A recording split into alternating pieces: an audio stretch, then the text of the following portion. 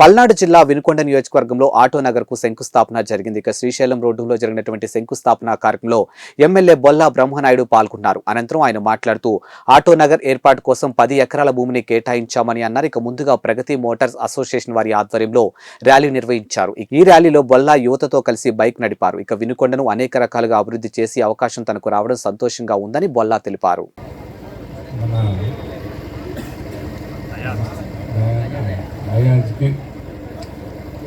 మన town convener మన ఖాన్ గారికి,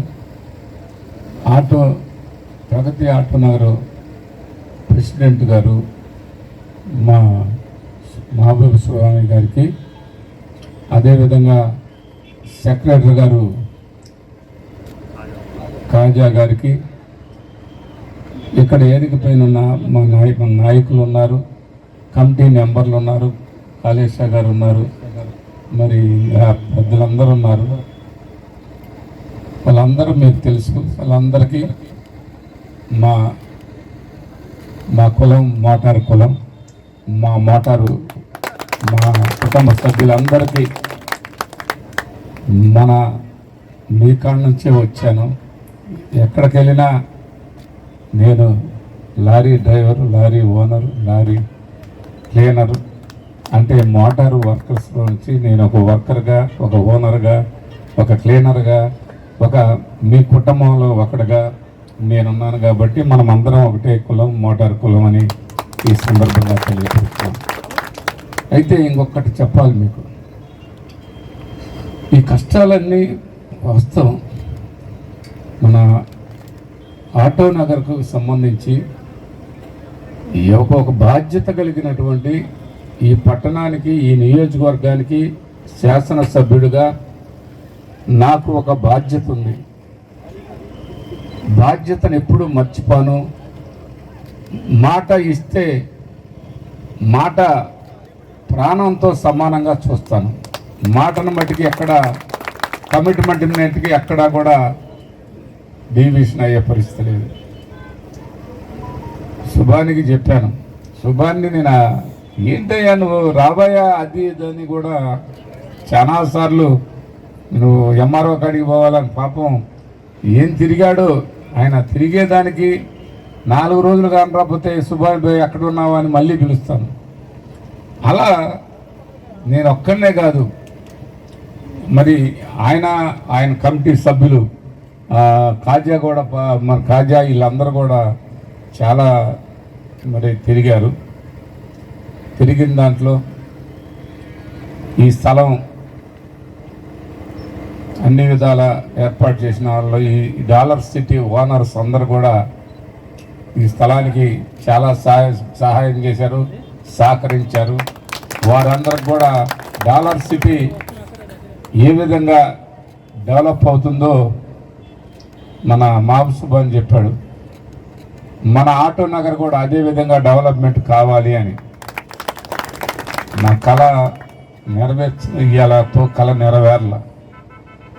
ఇంకా ఇవన్నీ ఇందాక చెప్పిన విధంగా రోడ్లు వేయాలి, కరెంట్ వేయాలి, వాటర్ వేయాలి, వాటర్ రావాలి, వాలు తిప్పితే నీళ్లు కావాలి.